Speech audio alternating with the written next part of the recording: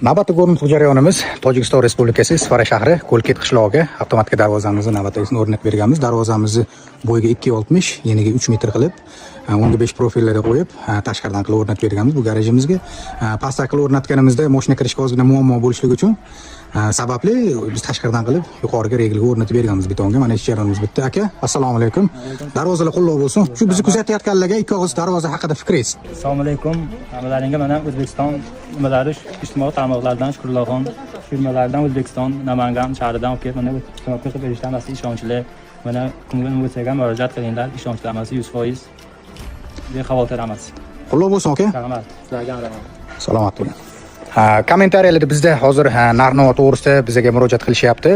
Narx-navosi razmeringizga qarab va manzilingizga qarab chiqarib berishadi. Batafsil ma'lumot telefonda aytib o'tamiz. Pastdagi raqamlarga aloqaga chiqaringizlar. Bizdan uzoqlashmay, yanada videolar chiqishlarini kutib qolinglar. Rahmat.